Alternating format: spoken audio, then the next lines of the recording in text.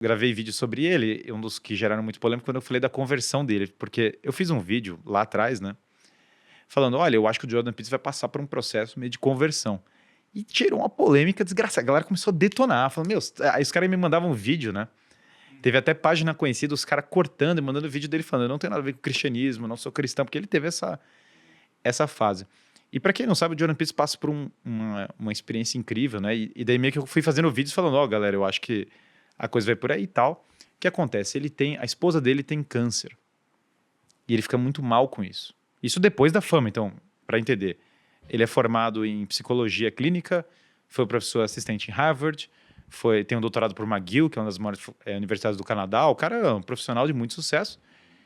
E chegou uma parte da vida dele que ele fala, olha, tem uma polêmica que ele fala, eu não vou ser forçado. Veja, se a pessoa me convida a falar, por favor, me chame por tal pronome, ou por respeito, eu vou seguir o pronome que a pessoa me falou. Mas eu não acho que o governo deveria ter o poder, a autoridade de me forçar a usar o pronome. O combinado entre as pessoas é mais importante que o governo pode forçar. Isso gerou uma polêmica incrível. Chamaram ele para depor e ele estoura. E ele fala, bom, agora que eu tô com essa fama toda, o que eu vou fazer? Vou participar dessas entrevistas. Ele se posiciona de maneira muito clara, muito sensata sempre. Cresce a fama, lança o livro é um estouro, tudo mais. E aí, no meio desse sucesso todo, dessa ascensão incrível, né, de um acadêmico relativamente obscuro, mas muito profundo, a esposa tem câncer, crise, ele desaba. E ele começa a tomar muitos medicamentos para ansiedade. E a esposa, ela passa por um processo de transformação espiritual. Ela começa a rezar o terço para ser curada do câncer. Totalmente fora do... Porque o Jordan Peterson, sempre a linha dele era, cara, carrega o peso da existência nas costas, segura, entendeu? Vai pro pau, vamos lá, cada um por si, tem que lutar, é isso mesmo, tal. Mas agora já tem uma coisa que a luta imediata já tá fora do controle. E a esposa vai rezando o terço, e a esposa é curada do câncer. Que é uma coisa meio assim, uma cura meio absurda, um negócio fora do imaginário. É casado há muitos anos, desde os anos 80, né? E aí ele tem essa crise, e aí ele tem um efeito adverso com a retirada. Eu tenho até um amigo que é psiquiatra que me explicou até o efeito detalhadamente. Segundo esse meu amigo, muito raro, né? Um efeito adverso raro. Eles tiram um medicamento ansiolítico e ele tem uma reação horrível à tirada do medicamento. Ele fica muito mal. E aí o Peterson, nos Estados Unidos, ninguém quer dar o tratamento que ele precisava, mais duro, mais radical.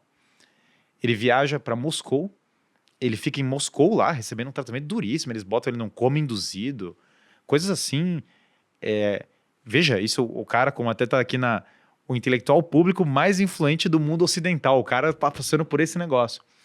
Ele fica mais um tempo na Sérvia, ele some, desaparece, acabou o Jordan Peterson, figura pública. Cara, fogo isso daí. Oi? Fogo isso daí. É impressionante. Agora, pensa, esposa com câncer, problema de saúde profundo, se fecha na questão da família. E quando ele volta e ele cura isso, e ele retorna, até é muito emocionante o vídeo do retorno dele, ele volta com uma característica diferente. Ele fala muito de gratidão, ele fala muito de fé, sem dúvida agora, e ele mostra uma abertura para a religião que ele não tinha antes. Muito pela influência da esposa, sem dúvida alguma, acho que isso é um ponto grande. E, claro, ele já tinha... Veja, isso é depois dele dar uma série de palestras sobre a Bíblia. Entendam que ele foi ter contato foi demonstrar uma abertura para esse lado mais de fé. Já tinha dado maravilhosas palestras, um curso imenso, tem no YouTube isso, palestras longas sobre o Antigo Testamento, sobre todas as coisas. Mas o conteúdo impactou muito ele, mas a vivência mudou muita coisa na vida dele. E nessa gratidão ele começou a perceber o limite da capacidade humana, começou a ver um pouco esse teto da capacidade humana, e aí cada vez mais foi engajando em debate sobre esse tema da religião. Recentemente ele foi visto numa missa em latim também, uma coisa muito curiosa. Então ele começou a ir realmente nas coisas. Ele não passou por uma conversão formal, mas o que é interessante dessa história do Peterson é que ele é uma pessoa muito engajada em falar a verdade onde quer que ela esteja. Então ele não fala as coisas de maneira leviana. Então que as pessoas falam, você se converteu, ele fala, olha, eu tô na busca, eu não tô... Ele hesita em fincar os pés até ele ter certeza. Mas ele já está há alguns anos nessa jornada, e é bem bonito, porque ele fala tanto de sofrimento e sacrifício, que é uma realidade, você meio que... Cara, para ter uma vida plena, você nunca vai ter uma vida plena sem sacrifício e sofrimento. Tem um trecho do Gênesis, né? Muita gente entende errado. Eles buscam lá, eles pegam o fruto proibido. E aí eles são expulsos do Éden, já era. A coisa deu errado. Deu ruim. Agora eles precisam voltar. E aí Deus fala para eles assim: vocês agora vão ter o suor do trabalho e as dores do parto. E muita gente entende errado isso. Fala, pô, Deus agora tá jogando algo para eles, tá punindo eles. Não. Deus está dando o caminho para eles voltarem, porque eles queriam tanto preservar a própria vida, preservar o conforto que eles perderam o Éden. E agora, as coisas produtivas deles, todas as coisas que geram coisas que criam, vão demandar sacrifício. Elas não vão existir sem sacrifício.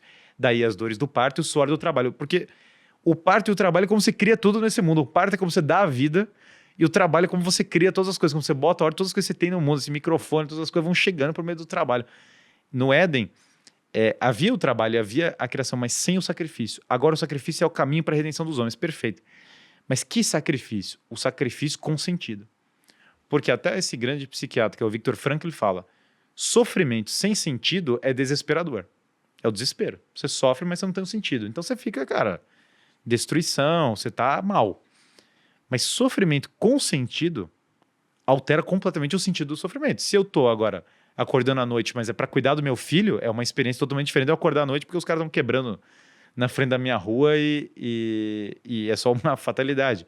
Se agora eu tô começando a me sacrificar para fazer exercício cedo, mas é para uma causa, para alguma coisa que eu tô querendo melhorar, é totalmente diferente do sofrimento. Então, e mais ainda, quando eu tenho um sentido transcendente para o sofrimento, ou seja, tem uma missão de vida. Aqui ele se emociona muito quando ele fala de ajudar os jovens, de melhorar a vida dos jovens. Cara, eu tenho uma missão de vida de melhorar a vida dos jovens. Os caras não têm pai. As figuras masculinas, em grande parte, foram desconstruídas. O homem é o vilão da... Pô, qualquer filme que você liga, o homem é um idiota, sabe? O cara é burro. Agora tá nessa vibe. Então, na perda, e hoje, infelizmente, né, 50% das crianças do Brasil crescem sem o pai. É uma realidade dura, mas é a realidade do nosso país. Na falta de bons conselhos, ele entende que ele tem essa missão para guiar as pessoas, para melhorar os hábitos dos jovens. E aquilo motiva ele, e esse sacrifício da família abrem ele para essa realidade de fé também. Então, há uma relação muito forte na jornada existencial que ele passou, na luta dele, e entender o sofrimento, o sacrifício junto ao sentido.